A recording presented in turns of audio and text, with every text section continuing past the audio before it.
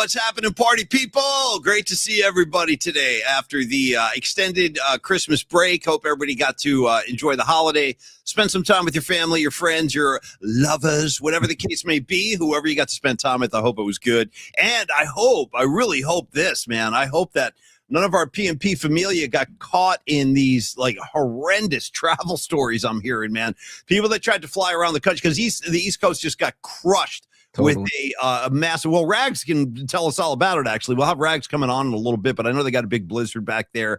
Dommy, I heard like over 1,000 freaking flights were canceled. Like, unbelievable. That's like my worst thing, dude. And I've done it. I've traveled like on Thanksgiving. I've gotten on a plane on the night before Christmas. Dude, it's just the freaking worst in the world. So I hope everybody's feeling okay. We're all in one piece. We're all intact. And we got a nice looking show lined up for you today. First of all, Niners had that monster win last night. We're going to dive headfirst into that. We also have not one but two guest hosts joining us today. We figured, what the hell? Let's open up the bullpen and let all the arms out, dude. So we're going to bring in the big right-hander in, I assume he's a right-hander. I think Low Steve is a right-hander, the big righty. Yeah, we're going to go back to back. We'll give you two righties today. We're going to go Low Steve, and then we're going to stagger that with a Rags live from New Jersey. Hit the pre-show post of the day. The tradition continues. Today goes to Patty from Napa, who I understand, Dom, is a little under the weather. So, Patty, you get well.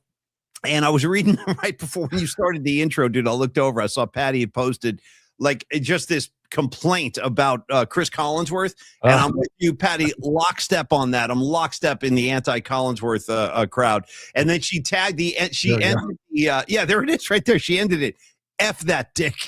Unbelievable. Patty feeling sassy on a Monday. Sassy Patty.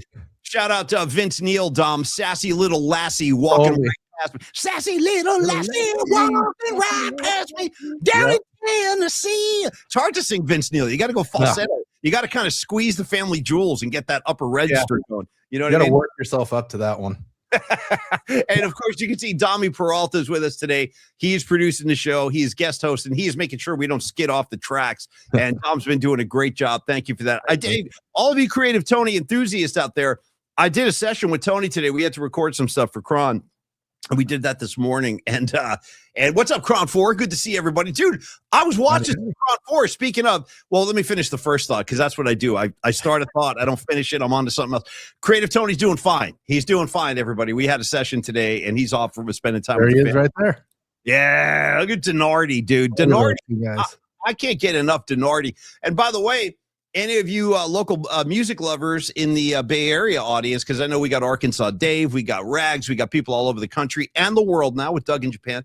I just want to say, if you guys are around tomorrow, anyone looking for something to do, we will be, a lot of us are going to be myself. It's going to be Denardi. It's going to be Tony. It's going to be my buddy David Drutzy.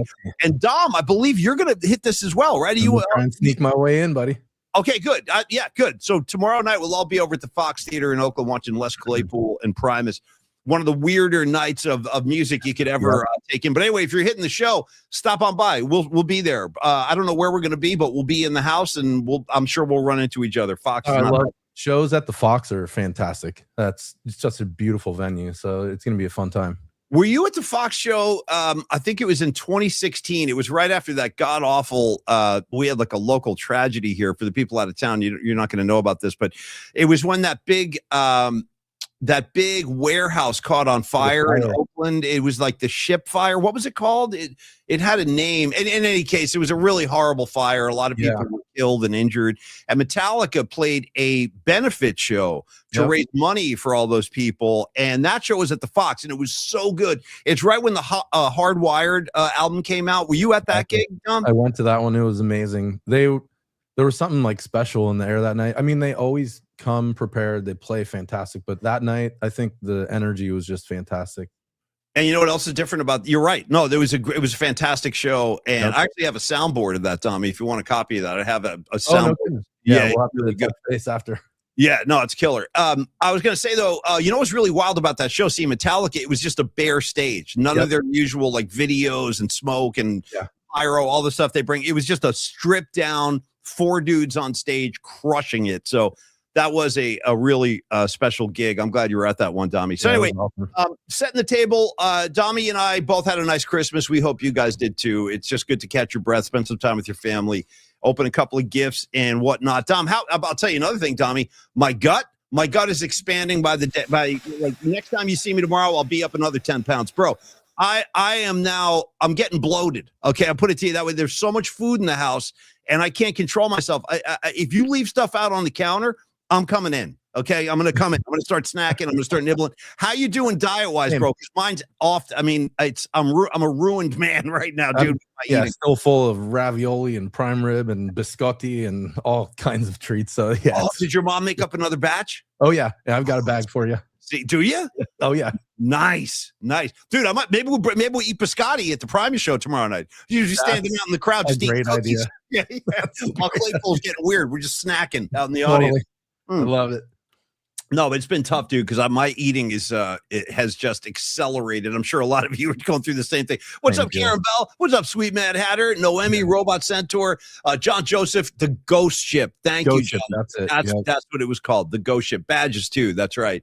Anyway, the guys Metallica kind of came in and did a little benefit show for all of the people that either lost their place to live or their medical bills. And the Ghost Ship. That was a really tough thing. I can't believe that was like 10 years ago, man.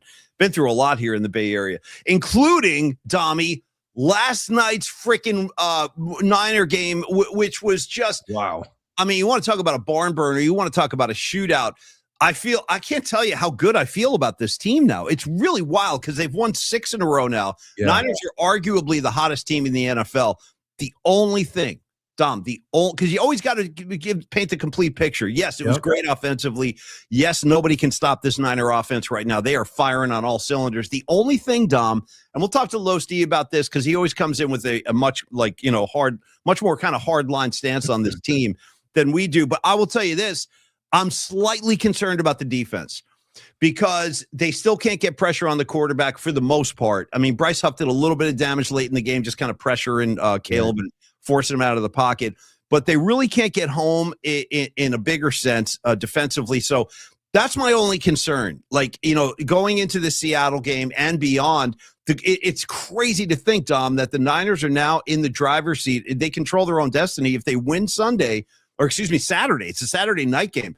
If they win Saturday, they will lock up home field throughout the postseason, which is crazy to think that they're in that position. I got to be honest with you, Dom, I didn't think this was going to happen. I didn't think they'd have the opportunity to compete for the 1 seed, but that's where they are right now. Same here. It's unbelievable. I think we have a little image for Destiny. Yeah, there we go. So it is Destiny. It really is. Yeah. So I think, the defense, like you said, is kind of one of the spots where there is some issues. We could look to how they can improve that week over week, even going through the playoffs. Trent Williams is high on my list too, but I think, we'll see how his hamstring kind of recovers this week. If he needs to take the week off next week, I'd say let him rest, get ready for the playoffs. I think that's going to be the scenario. I saw Schefter post something online earlier today and said, I wouldn't expect to see Trent on Saturday against the Seahawks, but I'm willing to roll. First of all, brother, dude, this kid Pleasance who stepped in, he was fantastic. The kid did a great job, bro. Kid did a great job. I know very little about this guy, but he stepped right in. And I'll tell you what, he didn't make me miss Trent Williams. I don't know if he can continue that or maintain that level of play, but I thought he was really good. Austin Pleasance, dude. He's got a hell of a look too. Dude, I'm going to say this, even though it's a different spelling, it's the same pronunciation. Oh, hell of a look. I love his whole thing. Dommy, Austin Pleasance, greatest Pleasance since, you ready? Here it comes. Here we go. Donald Pleasance. Donald Pleasance. Nice. Donald Pleasance, different spelling, same pronunciation. You know him as the doctor in Halloween. Michael Myers, he's come home. You must, that crazy guy. And then he was also the president in Escape from New York, which is one of my favorite movies of all time. He had the briefcase handcuffed to his freaking his wrist. You're the Duke of New York. They're at number 1. While they're shooting at him, it's insane. Anyway, if you haven't seen Escape from New York, run to your DVR or your on demand and find it. That's one of my all-time favorites. But in any case, Pleasance was great. Looking at this game coming up on Saturday, it's a short week for the Niners, but again, I expect more of the same. I mean, listen, it's gotten to the point where now Seattle does have a good defense, so they're going to give the Niners a little bit of a tougher time, I think, than the Bears did last night. But the way I feel about this team right now, Dom, is even like you look at what happened last night, the first offensive snap of the game, bam, pick six. It's like, oh no. But you know what's crazy? The Niner offense has been playing so well. I actually didn't get that uptight. I was more of like a Jerry Seinfeld like reaction, like, oh, that's a shame. Oh, that's a shame. But the point is, I didn't get that uptight because I knew the Niners were going to answer, and they did. In fact, Dommy, we are going to bring some visual aids to the program right now. You need to see this because we're going to tell the story of the game last night, and we'll get into the nooks and crannies. But when you see the scoreboard from last night, behold, just let this in, soak this in for a second, dude. I've never seen anything like this. Now, look at that. Yeah. So 7 seconds into the game, we're down 7-0. And then the Niners get the ball. They march right back down the field and answer. I mean, it was that kind of game. And I saw Mark Gravy Graves, Dom, post something up there. He goes, we have now entered the take two. Gravy said, we are now entering the Air Shanahan era. Dude, shout out Air Coryell. And it's funny you say that, Gravy, because last night's game reminded me a lot of a game. Now, I'm going way back for this one. I don't know how many of you, I asked Dom about this before the game. He was too young to remember this. But if you're my age or roughly my age, you're going to remember this. So Niners win their first Super Bowl after the 1981 season. They come back the next year. They're going to defend their title, but there it is. Thank you, Dom. Nice pull. Damn, I don't know how you did that. Hell of a pull. Because that happened a long time ago, and well done. Well, that's another thing I could never do. I'd never find that. Anyway, after the first Super Bowl season, they come back, and there was an NFL strike that year. So they actually only played a 9-game regular season. I don't know how many of you remember that. 9 games. Yep. Patty, I'm sure you do. Niners had a horrible year. They went 3-6. They didn't even make the playoffs. Came back again the next year, went to the NFC Championship, and lost to the Redskins. But they got back on track is my point. But that 82 season, there was one game at Candlestick Park, which I still remember pretty vividly after all these years. I was a little kid. But it was, how many of you remember this? Air Coryell and Dan Fouts, that Charger team comes into Candlestick and had a game very similar to this one. Dom, back and forth it was a shootout. It was Montana and Fouts just getting after it. There's a Noemi. I remember my dad was pissed off that season. I was pissed off too. You were only 6. I think I was like 13 or something like that. But it was a season to be pissed off. I'm like, hey, we just won the Super Bowl. Now we're 3-6. What the hell's going on? Yeah. But they righted the ship the next year. But the point is, I haven't seen a game like this, Dom, last night since that Charger Niner game for a regular season shootout. I mean, we're like looking at this again makes me worry about the defense because I'm like, totally. Look at that. And, the Bears had a shot to win the game, obviously, but the Niners had a nice stop there at the end, forcing Caleb to make a bad throw. Yeah. Game over on that last snap of the game.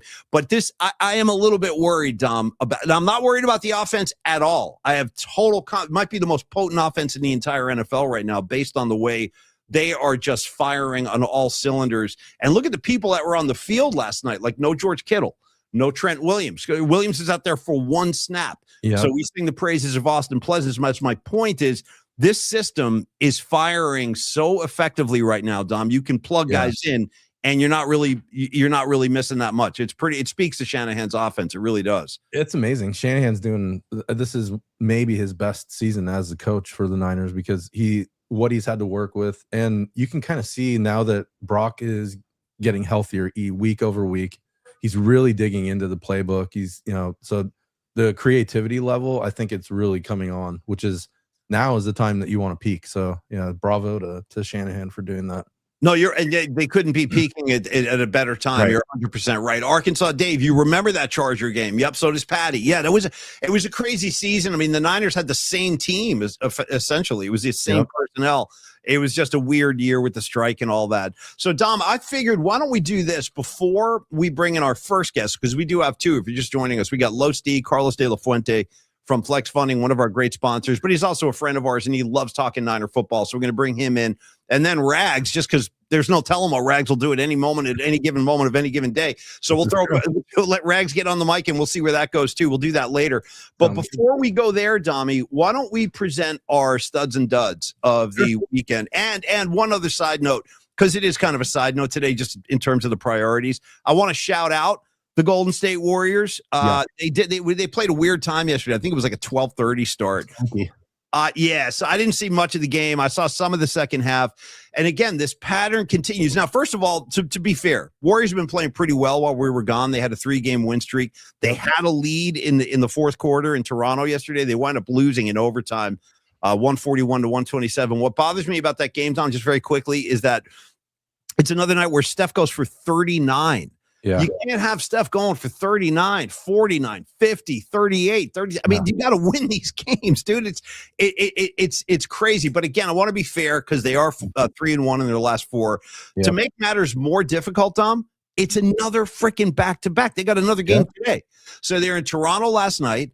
Oh, you know what? I know they're flying private planes and all, but you still got to go through customs and that whole thing. Yeah, dude. Canada's a pain in the ass going in and out, regardless of who you are. Yeah. And in Brooklyn today, they have another game. And Tommy, this is their 6th back-to-back in 2 months of basketball. I don't know what kind of vendetta the league it has against the Warriors right now, but this is insanity. 6th back-to-back. I don't know what the rhyme or reason is to that. I really don't. Yeah, same. And for the oldest team in the NBA, it's going to be rough because like how Horford's out tonight. I think I saw a report that Butler's questionable. So it doesn't look like they're going to even have the full roster tonight. So it's going to be a tricky one. Yeah, and down the line, this is, I think, the 8th or 9th game that they've lost within the last 5 minutes in the fourth quarter. Right. So that it's the same pattern over and over and over. So they're definitely going to have to do something to it, adjust the rotation, maybe bring in another player. I know there's a lot of moving parts, especially before Christmas, but now that the season is officially started, we'll see how they kind of reshape things. Yeah, and it feels like, Tommy, there's been just a surplus, like an overload of drama with the Warriors this year. Like too much. Like you don't want this. You don't need this. We didn't ask for this. But like you just look at the Kuminga situation. That's still out there lingering. You look at Draymond Green walking off the court last week. Like a lot of weird stuff is going on in and around the Warriors right now. So, I expect that there will be a trade at some point in the season. I do think they're going to find a way to deal Kuminga. He's not part of the team. He's not an active, involved, everyday part of the team. Yeah. Kerr kind of goes to him sometimes, but not very much. So anyway, I just wanted to give the Warriors a little bit of a mention there and hope things go well today in Brooklyn. And also last thing before Studs and Duds, I should have mentioned this. Monday Night Football tonight, you got the Rams taking on the Falcons. Dude, go Birds. I'm getting Tommy, check it out. Dude, I'm getting my Dirty Bird. What was the name of that running back they had in the Dirty Bird season? They had that one really good running back. Help me out. Yeah, he was flapping the way he was always flapping. Who was that guy? Help me out on the comments line. 97? 97, 98, yeah. When the Broncos played the Packers in the Super Bowl. I got Noemi saying go 100% go Falcons. Yeah, I'm flapping. Dirty Bird, dude. Let's get that back.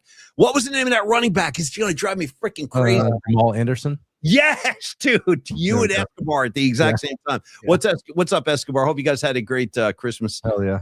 Yeah, dude. Anderson. And who was the QB? Help me out with the quarterback of that Falcon team. 97 QB. Yeah, it's crazy. Help me. Who's got the QB of that Dirty Bird Falcon team? Jamal Anderson. 97 would have been Chandler, too. Chandler, yeah. Oh, wow. It's something weird about the Falcons representing the NFC in the season. It's just kind of weird to see the Falcons. They never have good teams. I mean, they bubble up every now and again, but generally the Falcons are just going to falcon it up down there. But tonight, we're all flapping. Dude, we're all getting the wings going. Let's go Birds. I'd love to watch the Rams go down. More and more talk now, too, Dommy, about Matt Stafford being the MVP of the NFL. I'm hearing, I don't know if this is going to come down to this, but I could see it. I'm hearing that it's going to be either Drake May or it's going to be Stafford. Or Stafford, yeah. You had to vote. If you had those two choices and I gave you a vote, who would you go for? Oh man, it's a tough one. Drake May's had a fantastic season, so like I don't know if it's a tough decision between the two. I mean, Stafford may get it just because he's been in the league longer. He's having a amazing year this year, so I think I'd probably put my money on Stafford. But Drake May, really, really close runner-up. Yeah, he's had a hell of a year. They had another big win yesterday. They Patriots blew out the Jets. No surprise there. By the way, the Jets and dude, how about this little trio of horrendous teams? The Jets. I don't even know we should banish them from the NFL. Just banish them. Get them out of here. They're just taking up space. You know what I mean? Give me another team that wants to be here. So you got the freaking Jets, and then how about this matchup? The Giants at the Raiders, Holmes. That's like one of the worst games in the history of the NFL. Raiders. I think, Nikki Black was at it. It was her first game. I saw she posted on Instagram that she went out for it. Was she really? Yeah. You know, it's so funny you say that. I'll just throw another name on the pile. You know the guy? He's on Sirius Radio. Funny thing is, I grew up listening to this guy in New Jersey on a local radio station, WDHA. Do you know the name Eddie Trunk? Oh, Trunk? Yeah. Trunk Nation. He's like the metal guy now on Sirius. Yep. He was at that game too. I saw him posting online too. Eddie, he's a big Giants fan, Jersey boy.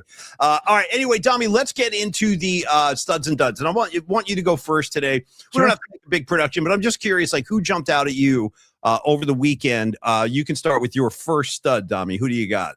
I'm going for the guy who stepped in for Trent, Austin Pleasance. I think. Look at my guy, brother. Look at this dude. Look at that mug. You know what I mean? Yeah. So he's been a journeyman, and he really stepped in and played as if Trent was there. So there was no hiccups in the whole game. They didn't hesitate any of the play calling with him up there. So yeah, he's my stud for the game. Good choice. And I back that 1,000,000%. I think, like I said a minute ago, I think we're going to see him again Saturday at Levi's against Seattle. But no, he was outstanding. And dude, it's not every day you get a redhead like this who just grows out the beard and goes, you know what? I'm going to give you my Grizzly Adams. Here it comes. Deal with it. You know what I mean? Ready for it. You better hang on to something because I'm bringing my beard. Anyway, I'm all about my guy Pleasance. I might get a 6'2" Pleasance jersey, dude. No, honestly, I thought he was tremendous last night. I will match your stud. I'm going to stay right in the same team, same game. I'm actually going to go game ball for the 49er offensive unit because to a man, the offensive line was great last night. They gave Brock Purdy tons of time. Brock Purdy himself, spectacular game. I mean, this guy's mobility now has become a major part of his game. And it's funny, you don't even think about the toe anymore, right? Like no one's he's moving so well out there. I mean, the one play where he was just scrambling, buying time, he's just become like an artist out there on the field in terms of creating. Of course, Christian McCaffrey also monster game, dude. Monster game. Tonjes had a huge game last night. He was fantastic. Pearsall, Jawan Jennings. I mean, again, to a man, the entire unit, they put up 42 points. They win that game. I got to give it to the entire offensive unit last night, Dom, because I don't want to leave anybody out. Like everybody deserves some love. I've got a little imagery for your Tonjes. So, are you aware of the AM/PM guy Toomgis? So he's the stoner creature that AM/PM uses. So everyone kind of has adopted this guy as. I don't. Tell me more about this. Tell me more. So he's like a mascot for the AM/PM. Like the market at the but who is this guy? Like, what's this thing's name? Is this a man? Is it a creature? Like, what is this thing? Yeah, it's called Toomgis. So it's really close in the same name. So even just on our PMP text where we always share fun stuff. So there you go. John Joseph jumping right in on that. Yeah, Toomgis, guys. That's Toomgis. Exactly. By the way, you know what this guy reminds me of, Dom? When my kids were little, and I know a lot of parents out there are probably going to say the same thing. I used to read this book to my kids every night when they were going to bed called Where the Wild Things Are. Exactly. Dude, that thing looks like one of the freaking wild things. I'll tell you that right now. Yeah. Yeah, that kid Max. You know what I mean? That kid Max climbing off into the freaking into the forest with all the wild things. Okay, Dommy, give me your first dud of the weekend. My first dud. Yeah, Patty brought it up right out of the gate. So mine was Chris Collinsworth mentioning Patrick Mahomes on the call on the scramble. Talking about like how you guys probably he's playing just like Patrick Mahomes. So like just the fact that he brought that up. That's my dud for the game. I'm going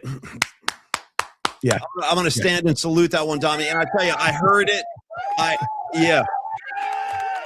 100%. You know what? Actually, give me a Christian Bale. Good for you. When we're hearing about Chris Collinsworth, just like essentially performing fellatio on the air, if I may, to a for you. 100% force feeding them into the conversation again. I heard it too. I think the entire Bay Area kind of threw up in their mouths when that happened. In fact, right after that happened, Creative Tony texted me and he's all upset. He's like, "Did you hear him? Did you hear him?" I'm like, "Yeah, I freaking heard him. I heard him." Look there at it this. is. Look at this. Let's see if we can get the audio on here. That's the Dougie. Yeah, the dance coming in. Let's reprise that. I mean, if this were Patrick Mahomes, we'd be screaming, "Oh, Patrick Mahomes!" I know I would be screaming.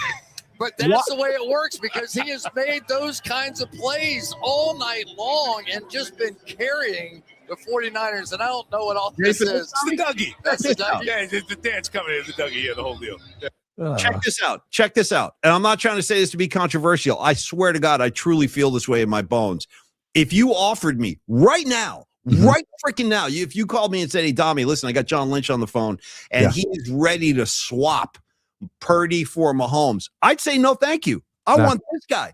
I don't want Mahomes. I really don't. So the fact that Collinsworth had to like make that comparison, I think just speaks to his love affair. He cannot go 4 quarters of a game without talking about Patrick Mahomes. It can't be done. I don't think he's ever done it since Mahomes has come into the NFL. I don't think he's ever gone 4 quarters on the mic. Without mentioning, yeah.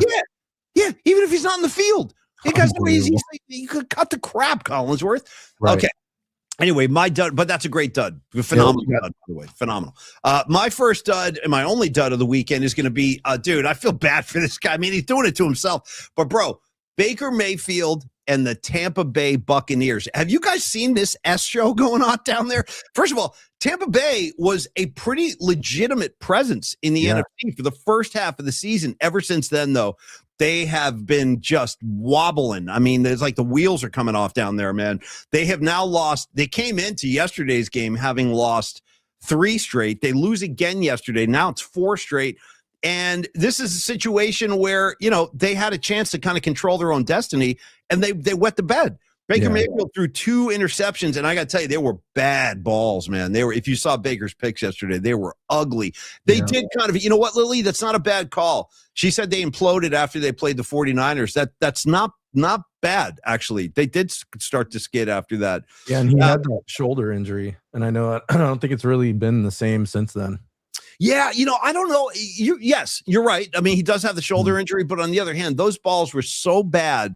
Those 2 picks yesterday, I started thinking maybe these are just blown routes. Right. Because I mean, they were right to the defensive backs. In any case, considering where they are now and the fact that they were once considered like a formidable team in the NFC, I got to just put a dud status on Baker Mayfield and the Tampa Bay Buccaneers. Just a horrible kind of back half to their season, and they will not be in the postseason. You'll see their season's going to end next weekend, like a lot of teams out there.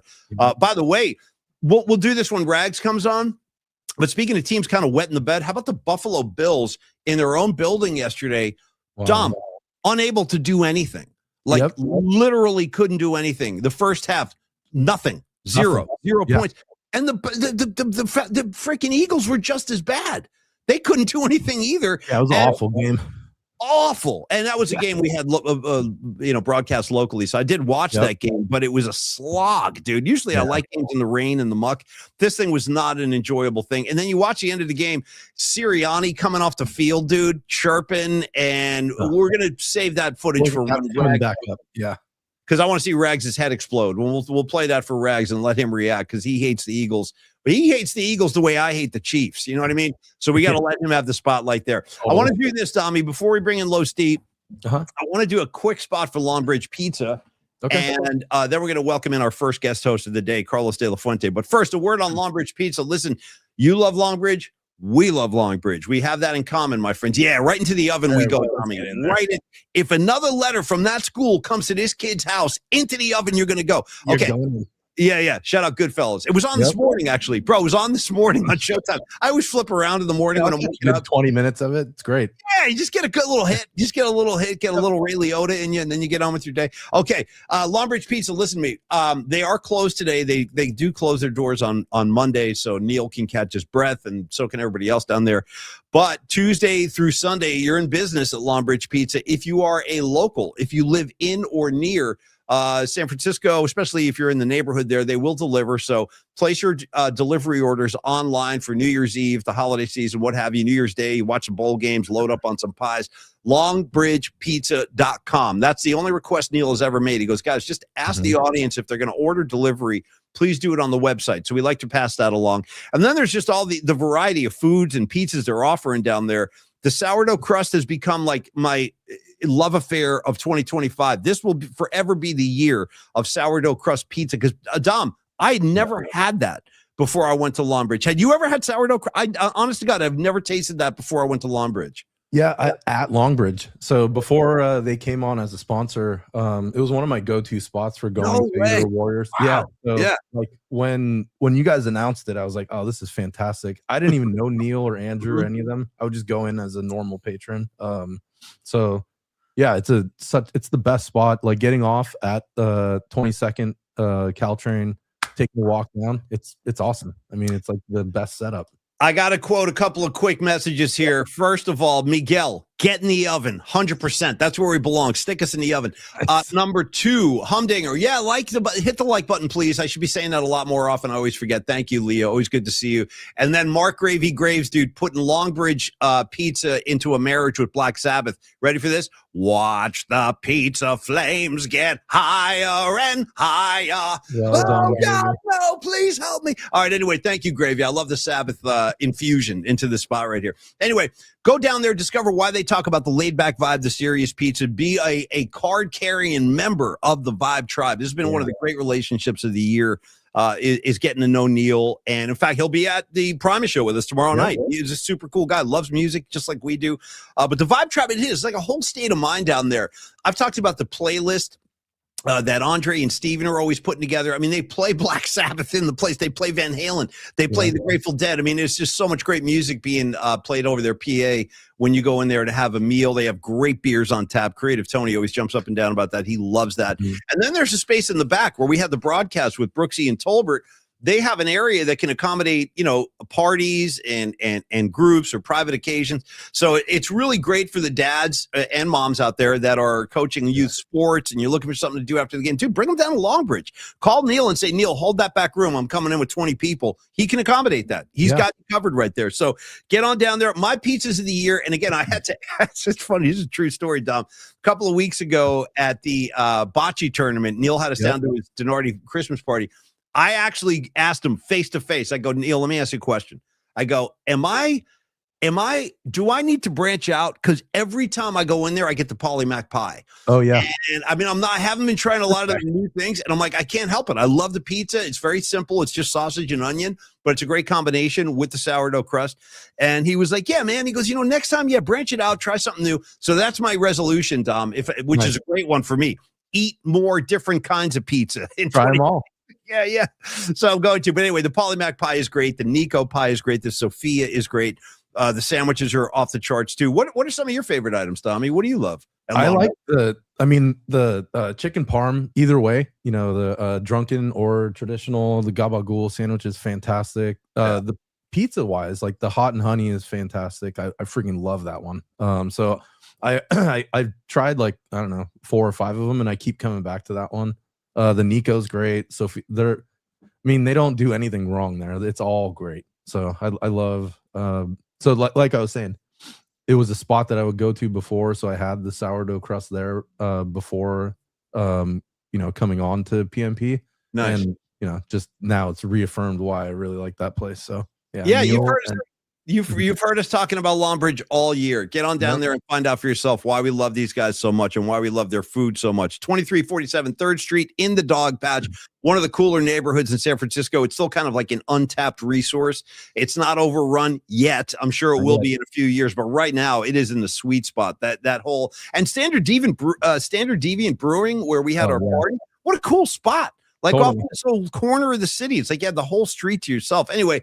Get on down to the Dog Patch, jump into Longbridge, and thank you so much, Neil. Happy New Year to you. I'll see you tomorrow, brother. And Happy New Year to everybody down at Longbridge Pizza. Okay, one of our other sponsors. Let's go from that to this, Dommy. Here we go. Let's bring them in. We're going to give him a round of applause. I think he was our second sponsor of the year. He stepped right in and goes, guys, I want to be a part of this too. And we have developed a great rapport, a great relationship. And I love talking Niners with this guy because he's no frills. He ain't going to candy coat nothing. So here he comes, everybody. Los D, we call him as his nickname affectionately. Yeah, dude. Carlos de la Fuente. Okay, What's up, boys? My first question, Carlos. Let me see the shirt. All I can see is the top. Who you got going? Oh, Nice. yeah. Hell yeah, dude. Hell yeah. That's Actually, Gotta represent Prince. can I step away from the screen for 1 second? Because I want to get something. So one of the gifts my mom gave me, Carlos and Dom, was she gave me these a collection of coasters, but Nice. they're all like really artistic. Stand by 1 sec. Let me go get one because it's going to tie into your shirt. So hang on 1 second. I'll be right back. Yeah, Los, how was your Christmas? Did you get to spend it with family and friends and your children and stuff? It was quiet. It wasn't, the mass, 20, 30 people type of Christmas. It was a little bit of a smaller crowd, but it was good. It was good. Sometimes less people means less arguments when when the alcohol gets going. Yeah. And leading up into the game yesterday, I'm sure I can't wait to kind of dig in with you and Rags on this. So it's going to be awesome. Yeah. No, it's funny. Paulie was talking about the 82 game, and I was over Dan and Marky Graves watching the football game last night. Nice. And I brought that up. Marky can confirm that. I said, this reminds me of Fouts versus Montana. And ironically, that the final score of that game was 41-38. Last night's score, 42-38. So you feel me on that, Carlos? Yeah, I'm right there with you. Nice. Up and down the field, absolutely no defense on either side. Yeah. Whoever had the ball last was going to win. Didn't happen last night, thankfully. But just a hell of a game. So let me arena football on grass. No question. And Merry Christmas. Great to see you, Merry Carlos. Christmas, so my mom gave me all these coasters. Check this out. They're kind of like musicians I like, but they have their faces painted. They're really weird. Look at this. So here's a David Bowie one. Oh, nice. He's got his face painted. And here it comes. Ready for this? Here he is, the purple one. Oh, yeah. Oh, so that's a coaster. Sweet. Yeah, my mom, she always gets me cool. Like that. Yeah, no, she totally knows. So thank you, Mom. Hey, Carlos, here's the thing, though, dude. So, and this is what prevented those San Diego Charger teams with Fouts and Jefferson and Air Coryell and all that. The reason that they never got to a Super Bowl is they didn't have the defense. They probably had the most potent offense in the NFL, kind of like the Miami Dolphins were a team like that too, the early 80s Dan Marino, but they never had the defense. Do you worry about that with this Niner team, Los?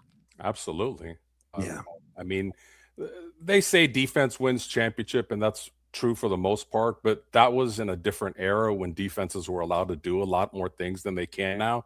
It's an offensive-driven league, so that gives the Niners actually more of a chance to win because they just don't allow defenses to smack the quarterback around or hit wide receivers going over the middle late. There's always flags coming, so that will help an offensive-driven team like the Niners have a better chance of winning it.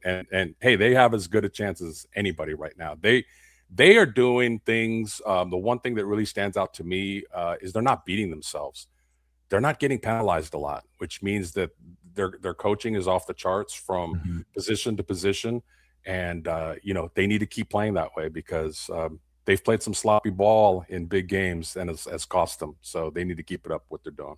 It's really funny, Los. I was telling Dom this earlier in the show that I would not have anticipated the Niners, especially when, Mac Jones, and I'm not knocking Mac. I thought Mac Jones did a great job when he stepped in for Brock. But considering what they were contending with, Kittle missed a big chunk of time. You know what I mean? Purdy missed a big chunk of time. Fred Warner goes down. Bosa goes down. We all know the list. But the point is the fact, Los, that they are now in the driver's seat. They control their own destiny. I mean, you couldn't ask for things to be set up any better than they are. If they can handle their business against Seattle, they have home field throughout and maybe even playing in a Super Bowl on their own field. I mean, that's extremely rare. The Rams did that. Remember when the Rams beat the Bengals? That game was played in SoFi. So it has happened, but that would just be an amazing experience. It kind of happened in '85 when the Niners played in Stanford. I mean, it was right up the road from Candlestick, so that was like a home game too, but literally in their own stadium. Now the question is, one at a time, like, what's your, I mean, I know it's only Monday and we got to get the injury reports, and also Los, it sounds like Trent Williams probably will not go against Seattle, would be my expectation. You can't mess around with hamstrings, especially if you need him for the playoff games, which we do. But and also how great was Pleasance last night? You love this guy, Austin Pleasance. Played well. Guy was freaking great. They stuck him in there. He did a great job. But anyway, what are your expectations for the Seattle game, Los? Like, what are you thinking right now? What's your feeling going into this game?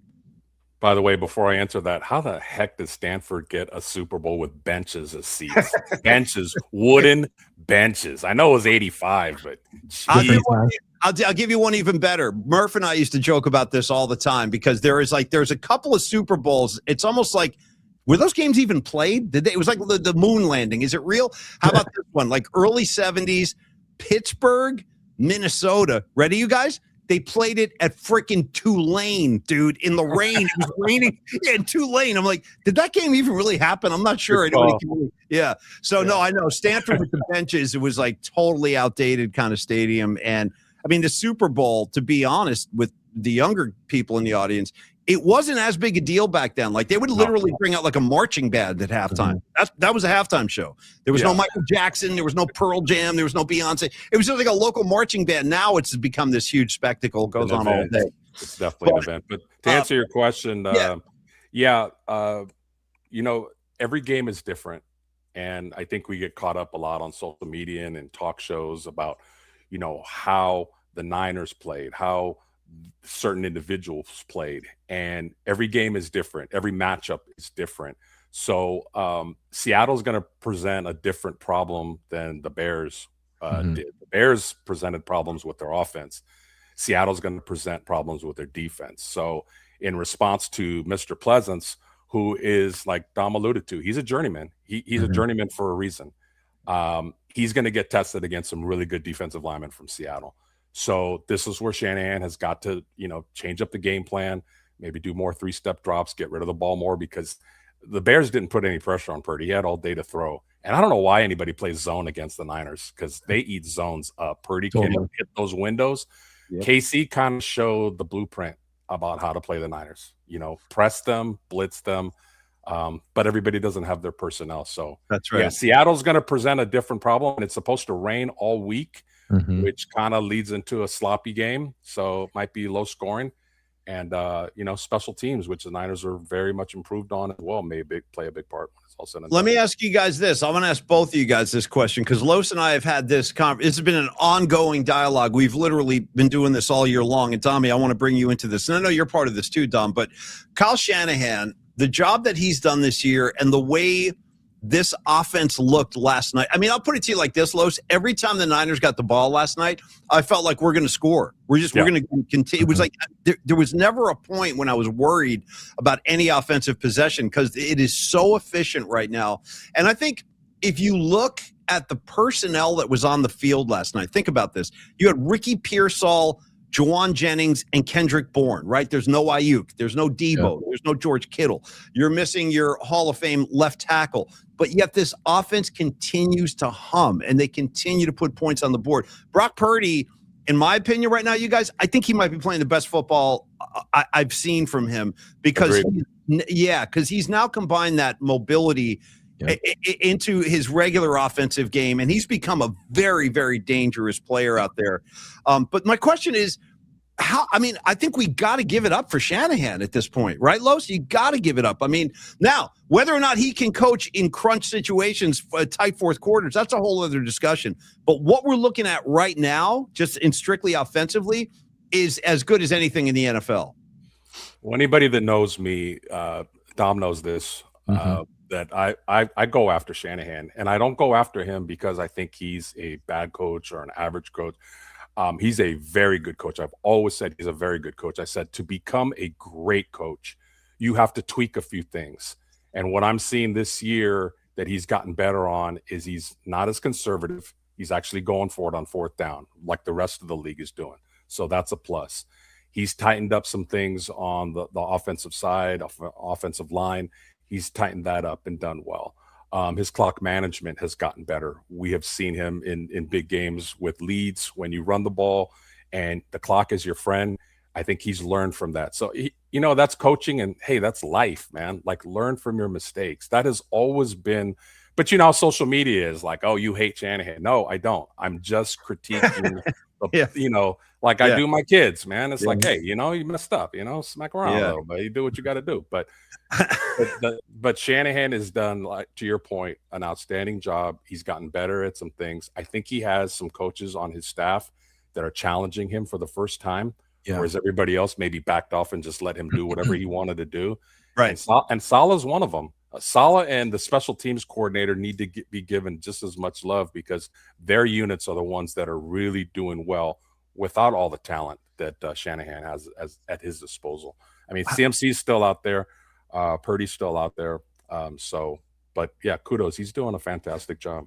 What do you think, Tommy? Lily's message right here. I mean, she's not the only one to post this. I mean, Dungy's saying, and a lot of people around the NFL are saying Kyle Shanahan is your coach of the year. Now, I think Vrabel is going to get a lot of votes. It's hard to ignore what he's done up there, because I think the Niners were expected to have a bounce back year. I mean, they were expected to sort of be where they are or close to it. Nobody saw the Patriots coming. That's none of us. I mean, none of us could have predicted this. Well, what do you think, Dommy, about Shanahan? Low Steve talking about learning from his previous mistakes in the past. How do you? I'm very confident right now with this team. How about yourself? Yeah, same. Los and I, we've kind of talked about this, that I think having Salah there does add some accountability, and it's like another way for Kyle to have someone he's comfortable with, also helping to oversee and kind of put a little pressure on him. And like you were saying, Los, I think he's really gotten super creative, especially down the stretch here. And the way Kyle works is, he'll try a play out, and if it's successful, then he'll lean in more. If it's not successful, he tends to kind of crawl back in. He changes his scheme up. But this year, it seems like a little bit of that reservation is gone, and if something isn't successful, he'll still try again. He'll add a wrinkle to it. So I kind of feel like this is a new Kyle that we're seeing out there, and it's pretty awesome to see him improve, actually evolve. Yeah. You know what? Speaking, guys, to Shanny getting Coach of the Year, living in the Bay and seeing East Coast bias when it comes to awards. I mean, look at the scheduling. The Niners should be the Sunday night game, but they put them on Saturday night, and they put Baltimore and Pittsburgh on Sunday night. CMC should have won the Heisman. I forgot who won it that year. I mean, when it comes to awards, there is definitely an East Coast bias. So I would be shocked if Shanny won. He deserves it. Yeah. I mean, Vrabel's done a great job. Yeah. Peyton has done a great job. Ben Johnson has done a great job. So there's some other candidates for sure. Liam Cohen out of Jacksonville, like who saw that coming? Dude, you know what, bro? I'm glad you mentioned Jacksonville, Los, because they might be the sleeper team, not only the AFC, the whole league. I mean, nobody, that includes me, that includes Tony. We have not given the Jaguars their due, and these guys, they just continue to go out there and play good football. Trevor Lawrence, I think for the first time in his career, is starting to feel it. Like, I think he knows now he belongs. And he's like, not only can I hang with the big boys, I can beat most of these guys. So, great call, Losty. Let me ask you guys one more question. Here's what I want to do. I want to ask you guys one more 49er question, and then I want to bring in our second guest host, Rags, because I want to show him some of the Sirianni stuff. I want to save that for Rags just to get the best reaction. But before we do that, let me ask both of you guys this. The Niners, as they give out their Len Ashmon Award every year, which goes to the most inspiring, hardworking 49er player. And, some great one. Bryant Young won it 9 years in a row. I remember deservedly, by the way, Mm-hmm. But if you guys were going to be handing out that award, I'm just curious to see what's in your guys' head here. Like the most valuable player on this 49er team with only one game left. Like, we've seen it all. We know who these guys are and what their contributions have been. Losty, I'm going to start with you. If you had a vote in the Len Eshmont, who would it go to? If we're talking most valuable, not inspirational, maybe a little combination of both, it's hard to go against McCaffrey. Yeah. I mean, he just makes that engine go. As great as Purdy is playing, he has that outlet when everything is covered downfield to just drop it off to a guy that's going to make a move and get what should be 3 or 4 yards, 8 to 12 yards almost every time. And he's been durable. Man, I think anybody that has any kind of health ailments needs to go to Germany and get stem cells because, Jesus, that guy has been so durable. He's at 400 touches for the year. He's not a big dude, and he's holding up. So shout out to Germany and stem cell research. Dude, you know what? I've been hearing more and more about Berlin. Yeah. And by the way, shout out that movie with Charlize Theron. I highly recommend it. It's called Atomic Blonde. Have you guys seen this movie, Atomic Blonde? Oh, dude, she plays like a spy, and she's an ass-kicking, neck-snapping badass. Like, she's hand-to-hand combat with guys with machetes and stuff. Dami, you've seen Atomic Blonde? Seen it. Great movie. Yeah, I gotta watch that. Oh no, I'm telling you, Los, they're running it right now, like on Showtime or HBO. It's on one of the channels right now. But in any case, another reason to go to Germany. You get a little Charlize Theron as Atomic Blonde. You get some stem cell research, and you come back and you dominate the NFL because you're right. And you know what? I'll go next, and then Dami, you can wrap this up. Yeah, buddy. I have to say the same, Los D, just to be fair. Like, Christian McCaffrey is. I mean, to say he's among the primary reasons there are where they are right now is probably an understatement. Yeah. He has been the most reliable, consistent offensive weapon they've had all year. Whether Mac Jones is playing, Brock Purdy, it doesn't matter. CMC is going to still go out there and get his. And like you said, Los D, the biggest thing, dude, he's healthy. He's freaking healthy right now. And that's been my concern because they've been working him so hard all year. But the body's held up. Like, he's really withstood the punishment. So, and he's going to be obviously a key piece going into the Seattle and then into the postseason. Dami, how about you? Who's your vote for Len Eshmont, if you had to say? Yeah. The first guy CMC obviously popped into my mind. But the guy who kind of helped continue and save the season was Mac Jones. So I think I might give it to him. I know he hasn't played the whole entire year. I think he's played maybe 10 or 11 games. But without those games, they're not where they are right now. So I think I would give it to him. I wish it's a great pick. And I wish that kid all the best. I mean, I think, you know what I heard this morning, you guys, actually, is if this next weekend is Aaron Rodgers' final game in the NFL, which it could be. Like, I mean, I think he needs to really consider maybe it's time to stop playing and hang it up. He can do anything he wants. He's got a ton of money. He's a Hall of Fame quarterback. And you know, Pittsburgh, they took a chance. They said maybe Aaron Rodgers can find that old magic for 1 year and get us into the promised land. It ain't going to happen. I mean, they might squeak into the playoffs if they beat Baltimore, but they're not going anywhere. So Dom's pick is great for two reasons, guys. One is I think he's lightened up the locker room. Yep. I heard he's a real, you know, when everybody's all tense and on edge, you know, maybe that's never a good thing. Purdy always, you know, kind of played, you know, without a whole ton of emotion. He's playing a little bit more freer now. And honestly, I think competition is good. We know that growing up with Young in Montana. Yep. When Young got there and pushed Joe played his best football. And this team reminds me a lot of the 1988 team. I love that team, Los. I love the 88 Niners. Love that team. Yeah. Not the most talented, like 84, 89, and 94. A lot of heart in 88. A lot of heart and resiliency. And you know, that can go a long way. That team went into Chicago when all the elements were against them and smashed those fools. So it can be done. So I like the vibe of this team as far as it comparing it to 88.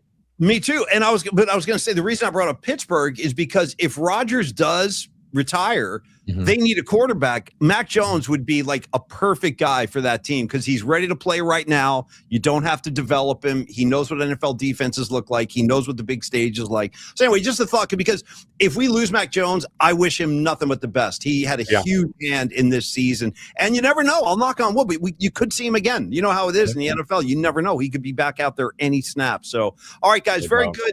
Why don't we do this? Let's bring in Rags, and then Los. I was talking to Dom before the show. I thought maybe, I know it's a Monday, but I asked Dom to swap with you. So we're going to do a Los D spot today. We'll do one with you live, and we'll do Stellar Design tomorrow. So we'll swap spots. But in the meantime, listen, you know him, you love him, you've been waiting for him. It's the first time we're going to get Los D. We got all the muscle coming in today. I got Los D with his crew. I'll bring in a Herman, you know what I mean, out of the back, out of the bullpen if I have to. That's an old line group in itself, right? Yeah. At the Christmas party, Low C walked in with serious muscle, and Rags is kind of representing the East Coast muscle. So let's bring him in. Christian Narag live via satellite. Yeah. What's up, boys? Rags, Hey, Rags. you're looking extra handsome today. Did you take your handsome pills? You look great. I had to dial up for Los and Dom again because now you're talking about swapping or something. I wanted to make sure I'm coming in looking good. Rags, did you get any new Don't go there. Did you get any gnomes, any new Christmas gnomes for the front yard just to let people know? I'm not even kidding. I got some new socks.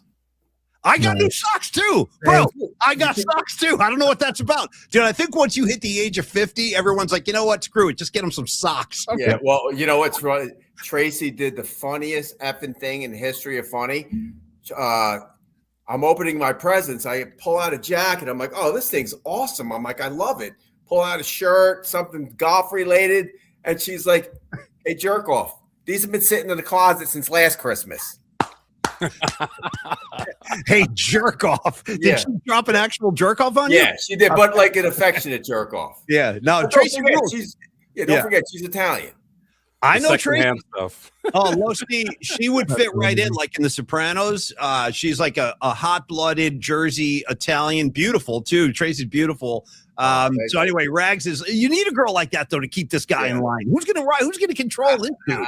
You need a hot-blooded Italian in there. All right, so Rags, did you have a good Christmas? Everything good back there in Jersey? Everything's great. I have so much food left in my fridge though. I think tonight might be the last night. I know. I was saying up front, Rags. I've definitely put on, I don't know, a good 5 to 6. Yeah, but you know what it is? I mean, it's 5 to 6 pounds of water weight. You know, because it's all the it's all the sodium. It just keeps your water. So you know what? Once you just go back to eating normal, pound a lot of water, do some cardio, you'll be fine. Yeah, no, I do. That's part of my afternoon schedule this afternoon. I got to get or pound some of Dom's mom's biscottis with the water and keep the weight on. They're so good. Right? They're so freaking good. I'll smuggle some back to Jersey next time I come because these things are legit. So, Rags, tell us your impressions as a kind of a neutral party in this 49er discussion. Like you watched the game last night. I'll tell you. I said this, Rags, before you go. I am extremely confident in the Niners right now, but I do worry about the defense. That's my only thing. I was laughing because I literally sat down, got comfortable. Purdy threw that pick six, which wasn't his fault. I mean, that was a great defensive play. Yep. And I'm in a chat with Dom, and it was like literally 7 seconds into the game, and Dom's response to the whole group was just, and I'm like, yeah. You know what? It's like I said when I was on the show last time. I mean, the Niners are playing ball.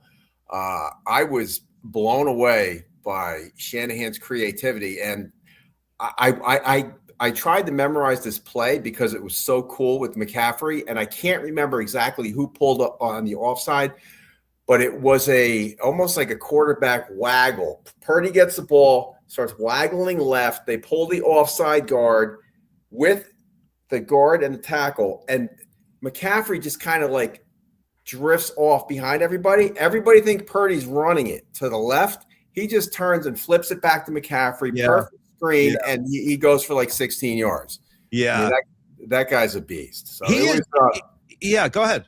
It was an unbelievable game to watch. I mean, another. Yeah, sorry, Rags, I'm stepping. No, that's cool. I mean, and that guy Pleasance, you know why he's so good? It's his football number. I love the number. That's Rags wore 62 proudly in high school, and you know what's funny? I still think of you when I see. Had to be that. I think of, hey, dude, and we've had some good ones in San Francisco. McIntyre. You start with Guy McIntyre, three-time Super Bowl. And you know who else, you guys? Low D. I'm going to throw this guy in the pile. I don't care. Kind of an unsung dude, but tough. Oh, my God. You don't want to mess with this dude at all. Dommy, you remember 62 out of Cal, Jeremy Newberry, brother. Newberry. Yeah. Center. He was a nasty SOB. Physical. He was from like he's from Northern Cal. I think he was out like in Antioch or Pittsburgh. He grew up out there somewhere. But I remember he came to us years, like when I first started my radio career. You guys will love this at the Ticket. We had him on the show once, and he actually called us. Check this out. It's a true story. We had Jeremy Newberry on. We interviewed him, just a phone interview. He hangs up, and then later that day, I think it was like his agent called the station and goes, "Hey, Jeremy, loved talking to Tony and Paulie. We're interested in doing like a weekly show with you guys." So we go to Lee Hammer and Antioch. Yeah, that's what I thought. Oh, Dan, what's up, Dan? Steve, brother. Hey, Dan, I fired you off another email today. You should have it now. Sorry about the mishap. I tried to send Dan something last week. I dropped the ball.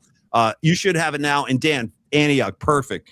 Thanks, So Dan. dude, we go to Lee Hammer's office, and we're all excited because we just getting our career started. We have a famous 49er who wants to be on with us. We're like, Lee, we got Jeremy Newby who wants to be on the show. He's like, that's not going to happen. We don't have the budget for that right now. And plus, we were the Raiders flagship, so we already had Gruden and we had Tim Brown. And he's like, it wouldn't look good. We're partners with the Raiders. We can't have Newberry. And I love Lee Hammer, by the way. Merry Christmas, Lee Hammer, if you're watching out there somewhere. But true story, Newberry wanted it, and as Lee Hammer's been known to do, Losty, Lee Hammer says no. Famously, Lee Hammer says no, and he did again in that case. Okay. Don't hurt him, Hammer. Hey, guys, speaking of last night's game, Jeremy Piven was in the house. Huge Chicago Bears fan, a.k.a. Ari Gold. Yeah. You want to know what's crazy about Ari Gold? I could call him right now if I wanted to. How crazy is that? I have his number. Here's some more stories. Let's get him on the show. Maybe I should. You know what I mean? Maybe I should. So funny. Shout out Joshua Tree. Oh, dude. With the shrooms. I got a Johnny Drama wandering around in the desert, tripping. You know what I mean? Victory. So I went to that concert with him, Mr. McCaffrey. Which one? Joshua Tree. Joshua Tree. Oh, you too. Oh, hell yeah. Yeah.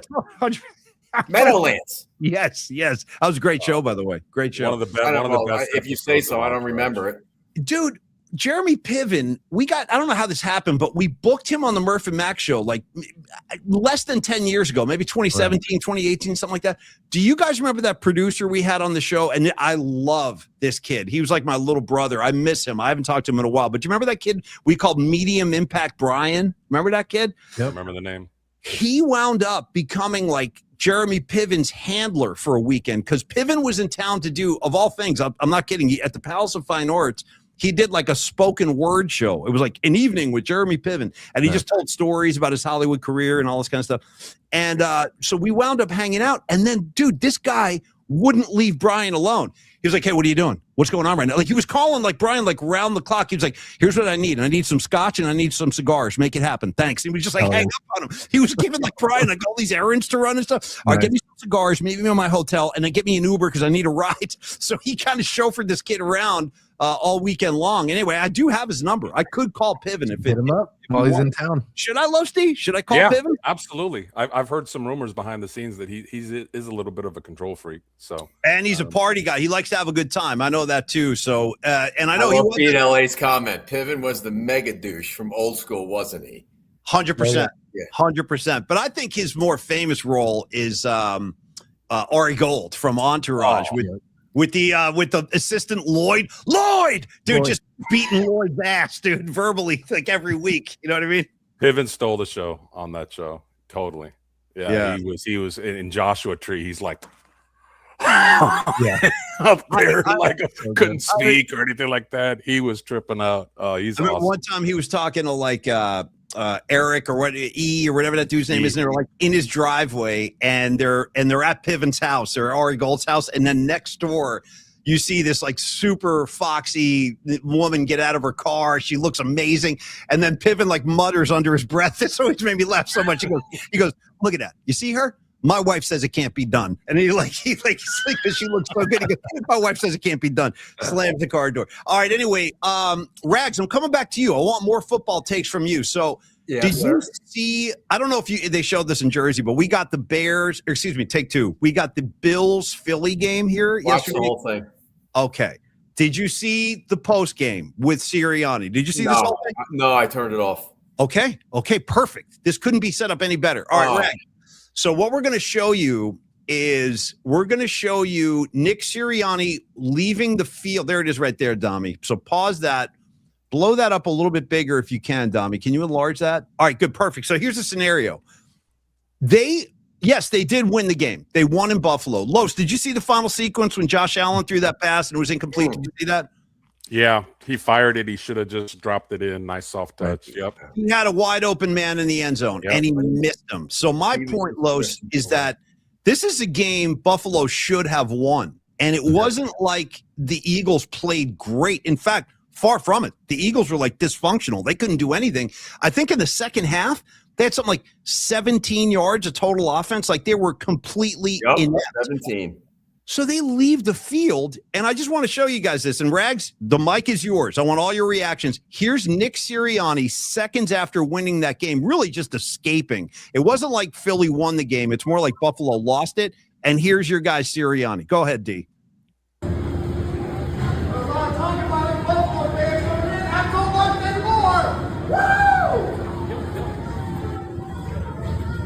Not so much anymore.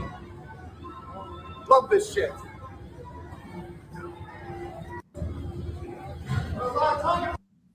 Okay. Now, Rags, you understand what's going on here? He's walking right by A.J. Brown, looks him right in the eye. Brown looks like he wants to knock him out. It looks like his own players don't even like him. And what coach, if you couldn't make out what he was saying, he was like saying, well, Buffalo used to talk a lot. They're not talking anymore. It's essentially what he's saying. Rags, this guy is a clown. He's like, look at this, dude. Does this player look happy right now? No. Rags, I want your reactions. Go ahead.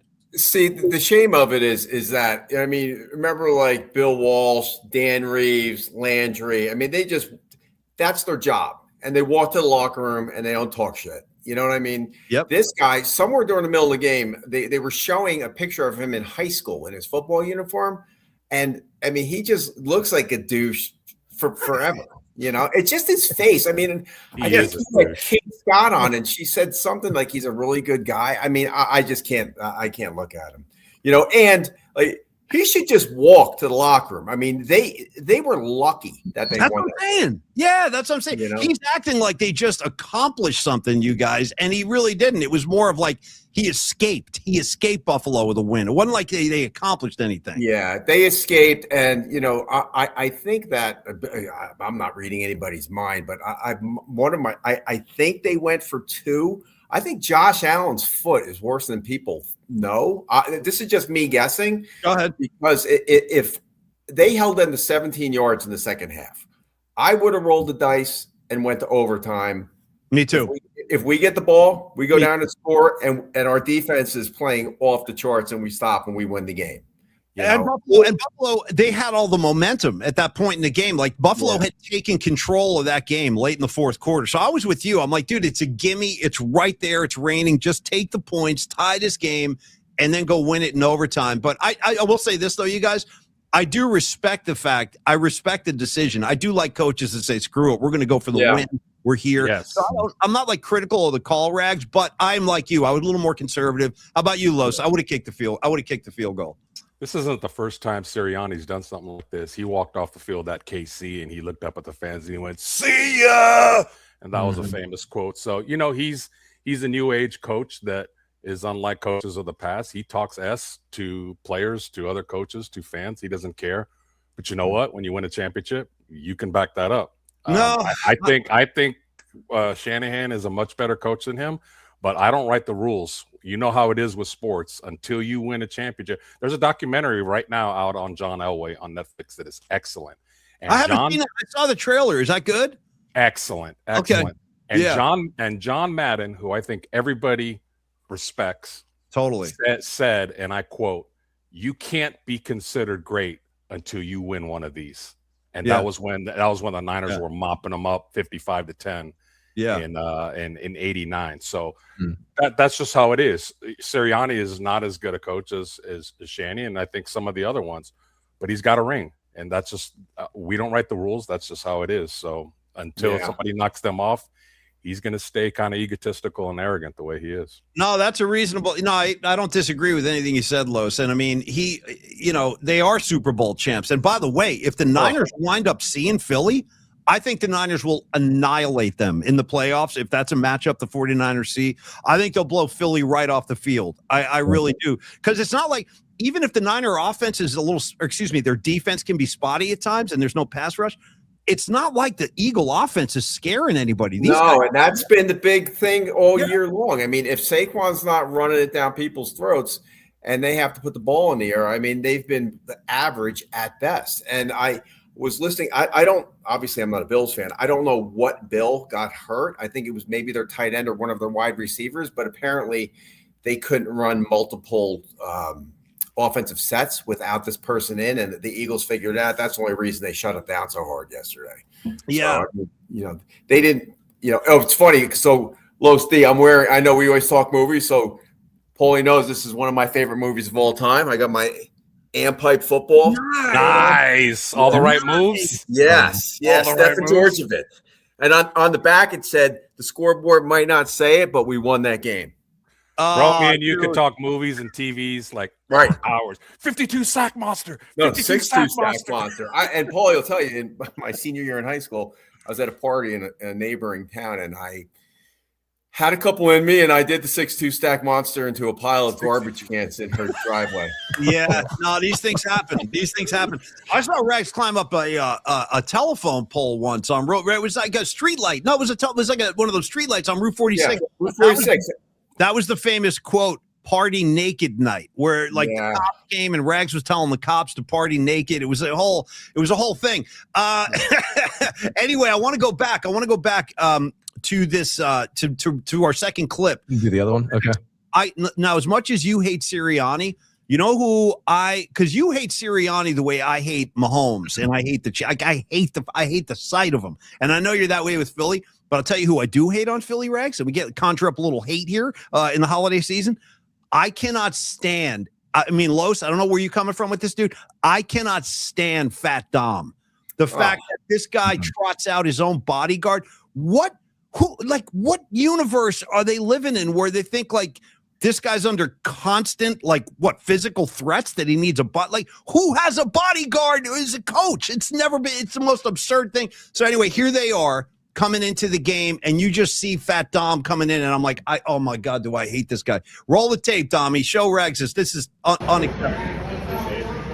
I'll hit him with the sport next time. Like,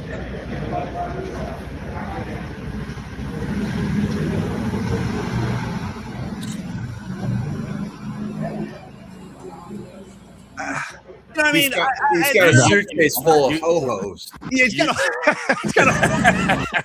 And by the way, Rags, you know what else I don't need? You were just talking about like distinguished coaches of our past, your Tom Landry's, your Chuck Knowles, guys like that.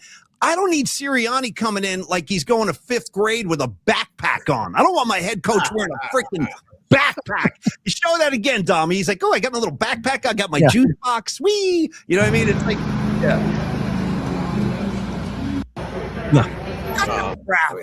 By the way, Rags, shout out Ding Dongs over Ho-Hos 24/7. And as far as Fat Dom, well, you know how I feel about him because I made reference to the Sopranos scene with Sil and Carlo. That's right. So that's all that needs to be said about Fat Dom. And by the way, going back to all the right moves, that fat dude that was in that movie, the instigator, that was the original Fat Dom. Right, Rags? Yes. I can't remember his name, but he was like an instigator. At the very end, he goes at the pool hall. Yeah. Oh, that guy. Oh, the older guy. Yeah, the older guy, the big fat dude. They're like, hey, Tom Cruise, go knock those garbage cans over. They tried to make him knock cans over on the coach's front lawn. And by the way, you know who else I love in that one, Rags? Because this was like a guy who would have fit in with us. The guy, what was his name? Salvucci, brother. Salvucci. He fumbled. They arrest him in class. Help me, coach. Help me, coach. They're like cuffing him. He's like yelling. Los D knows. I mean, Stefan Georgevich said to the coach, you know what? If you had Rifleman just hold the ball instead of handing it to Salvucci, we would have won the game. Facts. We didn't lose the game. You lost the game. Yep. Yeah. Well, then you know what happens. You're just a typing teacher. Hey, and right there, Rags, is why I'm self-employed, because I am too rebellious. You know me now. You should have seen me when I was younger. I was too rebellious for 9-to-5 salary type of jobs. I had a big mouth. So let me be my own boss. Just because of that reason. I think I saw that movie and that inspired me. Yeah, well, let's not sleep. Let's not sleep on Leah Thompson either. One of my favorites. Leah Thompson for life, man. I probably wouldn't have made it through high school without Leah Thompson. Leah Thompson was holding it down like across the board. She was on all those flicks back in the 80s, man. One of the all-time greats. All right, Rags, here's what I want to ask from you again as our neutral kind of observer. Like, you don't have a stake in the 49er game or anything, but unless you want to unless you want to eulogize the Cowboys, do you have any Cowboys comments you want to make? I got nothing. No, the only cool thing that happened to me, Cowboys related this weekend, is and not a lot of people know this. I think I put it in one of our group texts with the family yesterday. Yesterday was the 50th anniversary of the Hail Mary game. I saw it when the 1975 Drew Cowboys, Pearson, Minnesota. Yeah. Yep. So Michelle Staubach sent me a picture of her and her father, or her father and Drew Pearson and her at a watch party they had in Dallas as a replay of the game. It's Drew Pearson and Staubach. It's pretty cool. Rags, I got a Cowboys question for you, if I may, guys. Yeah. So I have a lot of Cowboy friends, and quite a few of them are in the Dallas area. And there's a little noise right now about moving on from Prescott. Like trading him like they did Herschel Walker years ago and getting a ton of picks not back. A bad idea. While he's at his peak and he's making 60 mil, you wipe that off the books, you get a ton of draft picks. Now you got to hit on these picks and you got to get a decent quarterback. What do you think? Would you? Greg, how about Mac Jones for you? You want Mac Jones? I'm just saying he could help you guys. He'll win some games for you. That's a no. No. I mean, I think we have to keep him. I mean, we've gone this far. We've seen too much, right, Paulie? We've seen too. We're too invested in him. I truly do believe. I mean, yes, he's had some bad games and some really big moments, but aside from that, I mean, I really think he's the pulse of the team. He's a leader. It's not his fault Dallas blew this year. I agree. We all know. And again, the shame of it is you guys have the excitement of playing for the number 1 seed Saturday night. I'm watching effing mock drafts right now. And I'm watching every other YouTube thing is, do they Cowboys get Brian Flores as the D coordinator? Rex Ryan's name's being thrown. Schwartz. I mean, whatever. So I'm sorry. You originally asked me, do I want to talk Cowboys? And no, but it just comes out. I would say, you know what though, Los? I like what you said, and as a neutral observer of what's going on around the league and stuff, I would consider doing that. I would consider moving Dak and bringing in, because you got to rebuild. They're going to have to start all over again in Dallas. Like it's just they're not. They've gone as far as they can go with this personnel. I think they got to bring in some new blood. And go ahead, Los. I see you got something. What do you got? Well, I was just going to say, it's just some rumblings I heard. It's not my personal opinion. It's just things I've heard out of Dallas. And I think they got some picks back for Micah Parsons. So maybe that's, they traded a superstar on the defensive side. We got an ass ton of picks. We got a lot of cash. So again, I mean, I'm not a GM. I mean, I'm a recruiter. I sell people for a living. In fact, this is so much more fun instead of picking like that Costanza episode. Hi, would you like to buy a computer? No, why not? I mean, that's me every day. Hi, would you like to buy an accountant? No, why not? And I got Lloyd Braun next to me dinging the bell. Lloyd Braun. Los knows that. You're not getting the water pick, Greg. We saddle up every day. Hey, I got 2 more things I want to do today before we wrap, and I want it's one question for Rags, and then I want to ask the entire group a Christmas it's like a Christmas etiquette question, and then tomorrow we'll bring Rags back tomorrow because we're going to do kind of a 2025 year in review show. We'll go through a bunch of funny categories and just have a good time tomorrow.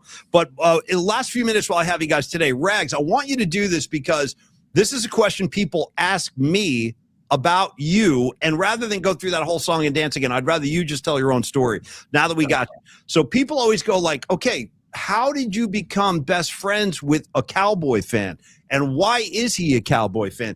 They're like, oh, he lives in New Jersey. I'm like, yeah, he lives in Jersey. They're like, well, how is he? Well, so Rags, I want you to just tell your own story, the whole Dallas thing, the origin story, so I don't have to keep answering questions because everyone asks me. Rags, go ahead. All right. So many of you probably know, some of you don't know. My father was from the Philippines. Okay. So growing up in New Jersey, now my two kids are Cowboys fans because they have to be, or they'd be disowned and they'd be paying their own college. They'd be out on the streets. Yeah. Period. So my dad didn't have a team to give me. So just like everybody, a lot of kids in the 70s, I mean, the Giants blew. The Jets, forget it. They blew. I always hated the Giants from day one. I hated I still hate them. Hate their guts. Yeah. But anyway, go ahead. But as a little kid, I mean, the Giants were getting blown out. The Jets were getting blown out. And the Cowboys and the Steelers were the two teams of the 70s that were always, in the Super Bowls. But for me, it was just as simple. It was a star. It was Tom Landry and Roger Staubach.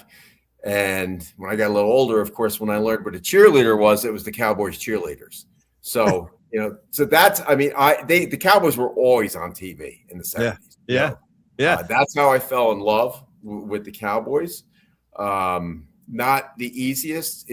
Our other friend, whose name is Paul, his father had a row of season tickets at Giant Stadium. And from 6th grade to like my junior year in high school, I went to pretty much every home Giants game as a Cowboys fan, just because I love football and it was a lot of fun.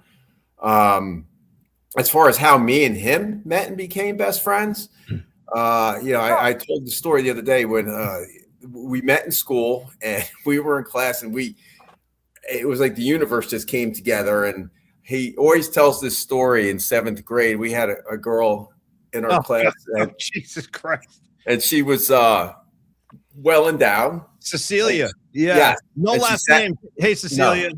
Yeah. She sat behind me in class, and Paulie sat to my right, and I kind of get his attention. And when the teacher was writing on the blackboard, oh my God, I would reach back over my shoulders and just try to grab her. Yeah, just basically trying to like fondle her in the middle of the class.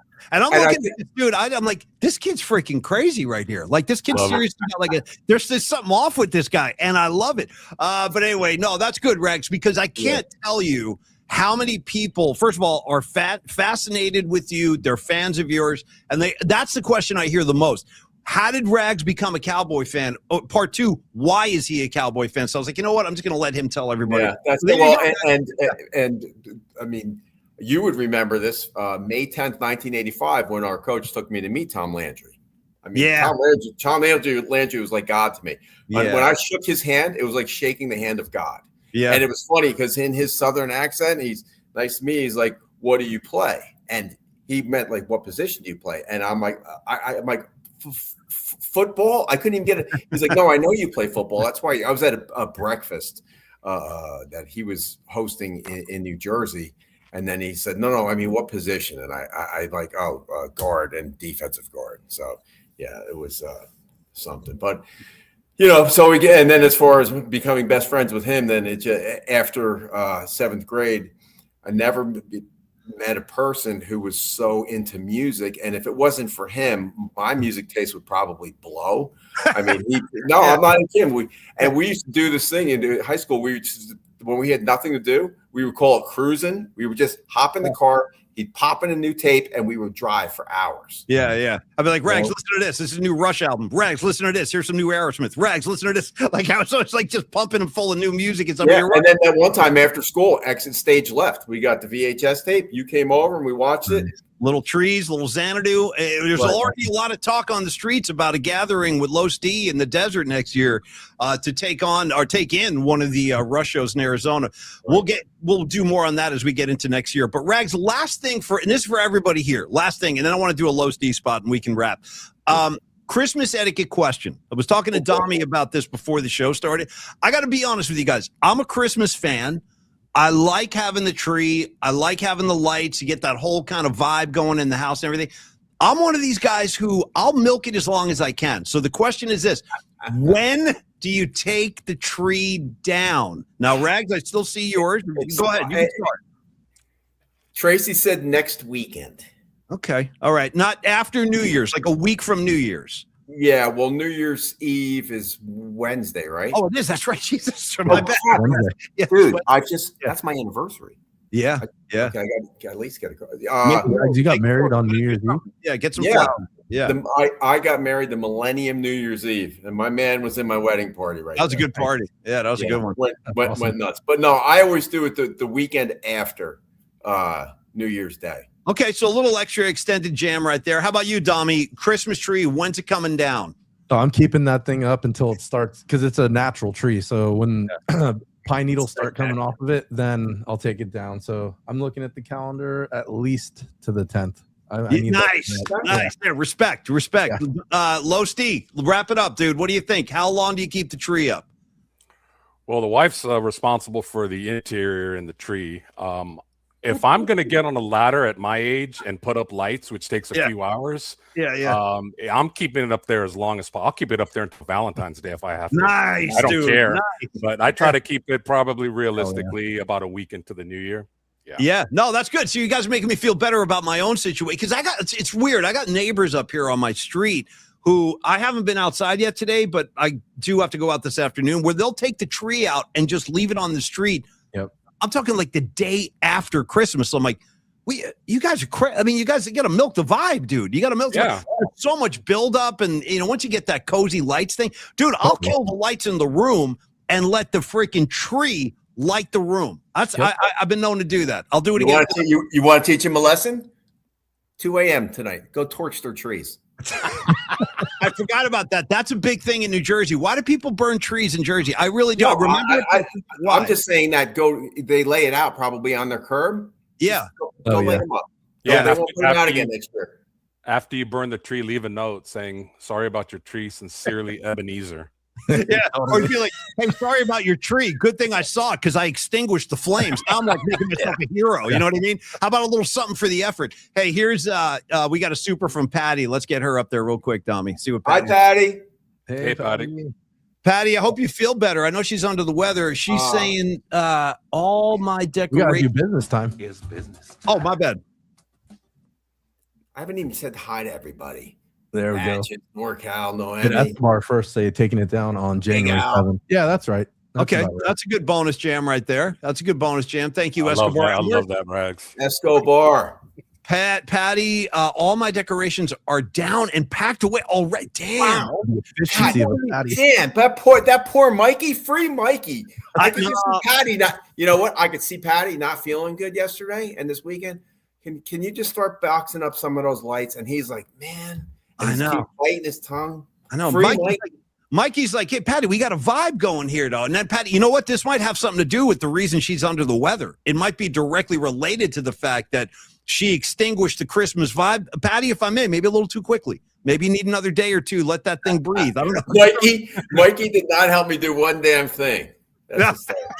She's all over Mikey, dude. She gives Mikey beating. Yeah, Shout out Mikey taking those Mike Tyson Patty body blows. Oh, dude, he's just covering up. You know when you see the boxer in the corner, he's just like covering up. Rope a dope. Totally. Yeah, that's Mikey. He's in the corner, like just. No, I think he's got. I think he's in the corner, standing 8 count right now. Yeah. I'm like holding his gloves. I'm like, "Are you good? Are you good? Good? Yeah. Where are you? What's my name? Yeah. Put his mouthpiece back in. Yeah. No, I'm good. I'm good. You stop this Dom, fight. Dom, there's a design for you, Dom. Just the guy in the corner just saw. Yeah, totally. Covering up, dude. Covering up. All right. Low Steve, final act of the show today. Since we have you with us, let's get into some of your great services. And you know what's funny, Los? This will be the final flex funding spot of this calendar year. This will be the last one because we'll be off on Wednesday, Thursday, Friday. And then I'm off next week. I think Tony will be popping in, though, like I am now, to do a couple of shows. But let's talk about the services of Carlos de la Fuente at Flex Funding.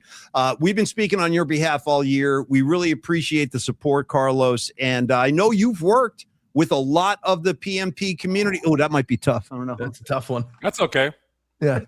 You got to keep him in the calculator. Right. It's like the Brady Bunch. Right. Totally. I'm reaching over to give the octopus the los. You got Rag's forehead in my hat. Yeah. Oh, my God. Carlos, tell us about your experiences on the show and just doing work with a variety of people in our community this year. It's been great getting to know you, buddy. Oh, likewise. I didn't know what I was going to, getting into on this journey with Paulie and Tony and the group, back in February. Can you hear me? Okay. Oh, yeah. Okay. Yeah. So I didn't know where this was going to go, but, as a coach once said, no risk it, no biscuit.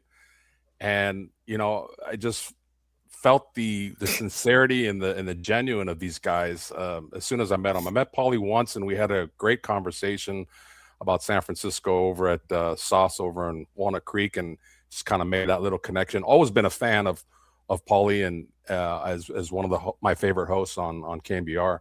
So to meet him and then to get to know him in this capacity, and getting to know Tony, and then getting to know Dom, just an amazing experience. And then this community, it's been a joy to, more importantly, get to know everybody, and those that have questions and need my services, I'm always there for them. There's been quite a few people that I've just spoken and given advice to, and they were not quite ready to do anything, and that's okay. That's what it's about. It's about helping people. If it makes sense to do something, then it makes sense. If not, then there's never no smothering or pushing on my side. So it's been a great connection, a great vibe with you guys.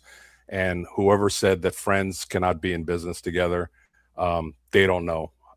That's not always the case. When you have good people on both sides, it's going to work. Yeah, and that's actually a really interesting point, because Tony and I have been really good friends for years. We're in business together. Don Peralta, another guy, like we have a very tight knit group here. And I wanted to ask you one question, Los, also about the HELOC loans, because I know that's one of your specialties, the home equity lines of credit. How do you know?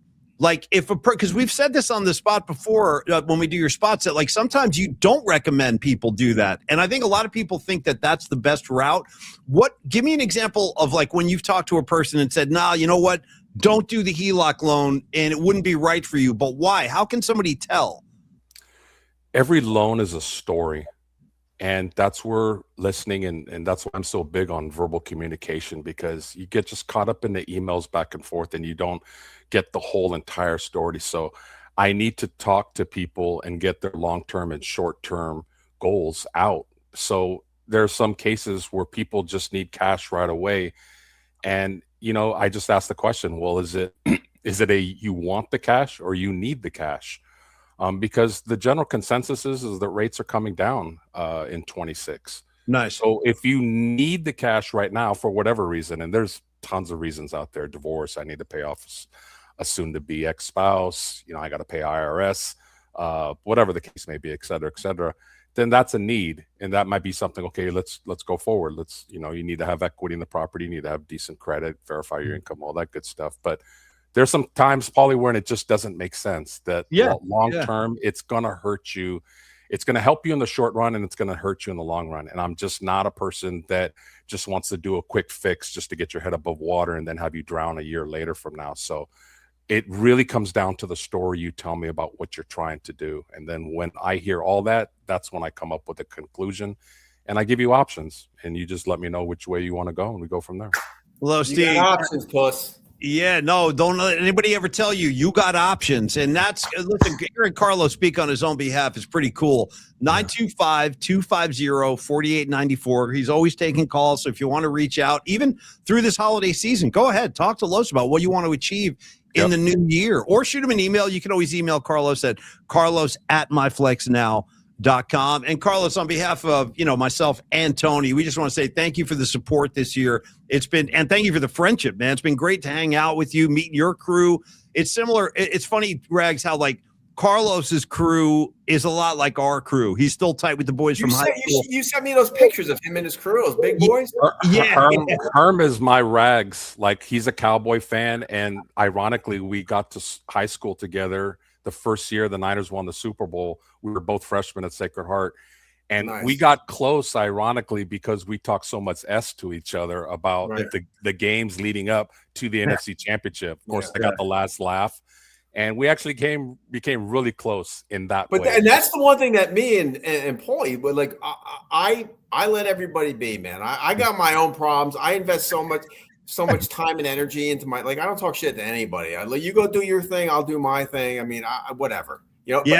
What really impresses me about you guys and family is not only football, but the Warriors, the Giants. I mean, you guys got it. You guys got a lot going on. I mean, I'm drained by the end of football season because and then I go into hiding until the draft. Well, I just golf, want to golf is your sanctuary though to get out for 3 or 4 hours. And by the way, I love those tops. I love those tops, those cards that you sent me. Oh, yeah. I don't know why I got into cards. I haven't looked at them in so long. Los D sent me a bunch of pictures of Topps football cards from the 90s. Yeah, those are awesome. Yeah, and that's the other great thing about the family is we got a lot of side communication going on. You know, Johnny Joseph provides you with basically anything you need entertainment wise. Yeah, you know? yeah. Oh my God. Awesome. You know, and I saw Johnny Joseph in the crowd, so I feel better when he's not around. I get nervous for the state of California. Me too. We need John Joseph holding it down, and I got to say the sight of John Joseph in the rainbow Technicolor overcoat at the Christmas party—that's a visual I'll never forget. Hey, I want to address one last comment on the comment board. Somebody asked me, I ran out earlier to get my Prince coasters. I want to show you guys these things.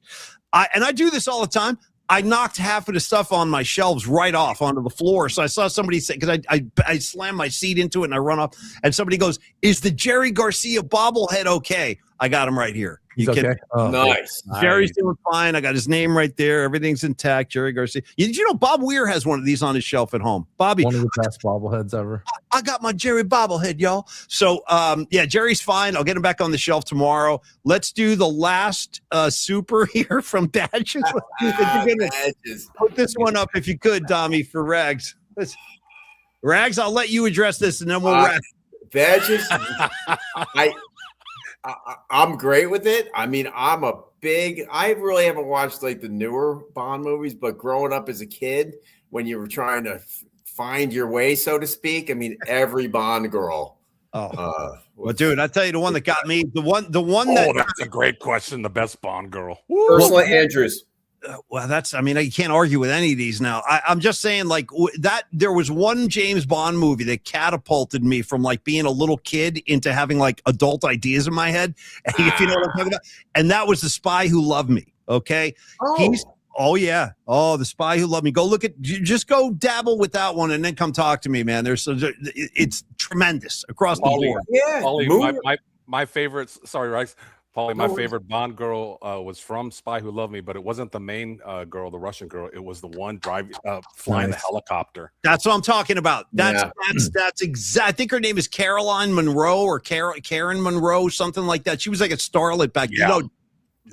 That was my favorite. Dead gorgeous. Drop dead freaking gorgeous. And not to mention, Rags, in Spy Who Loved Me, you got all the beautiful women. You got James Bond, his cars. He goes into the ocean.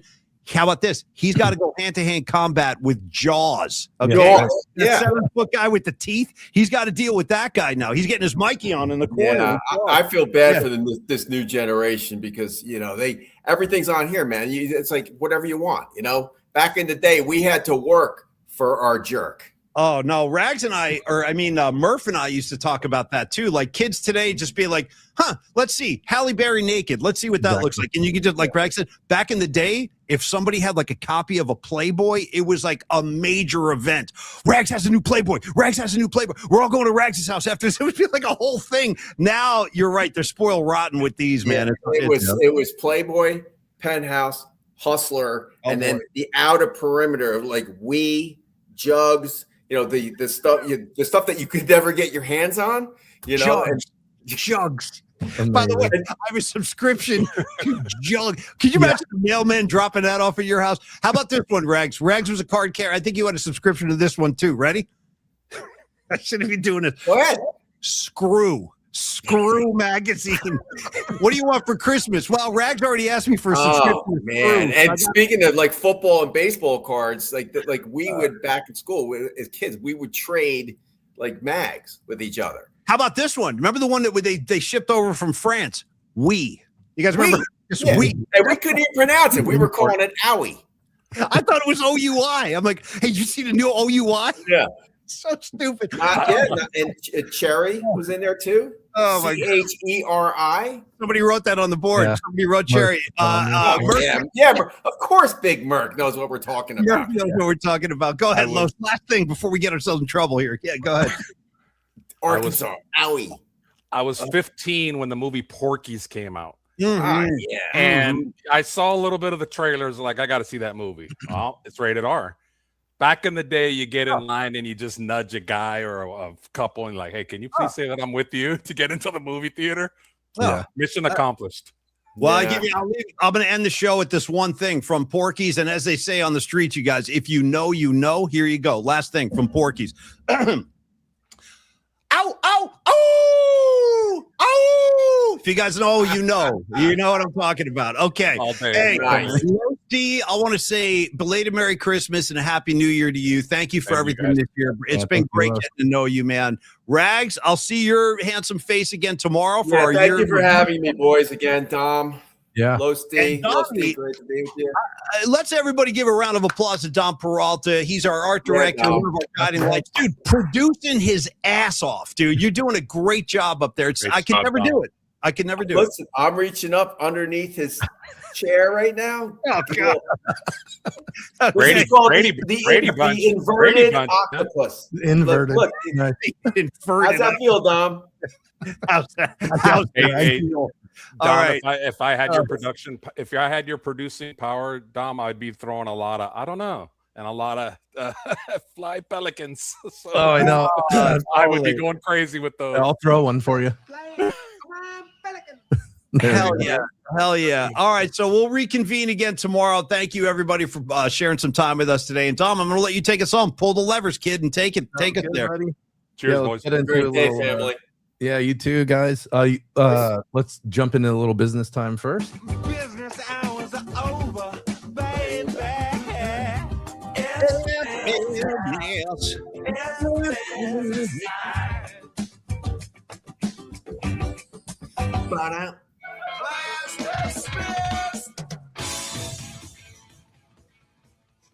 Hell yeah, thank you guys. Tommy, great Yeah. job today. Low Steve, rock Love and roll. you guys. Rag, see you tomorrow. Bring the I'll be octopus. here. Thank you for having me again. This is fun. Everybody boys. have a great day. Go Falcons. Get the dirty bird going. And we'll see you Yep. tomorrow at high noon, y'all. Cheers, everybody. Peace out.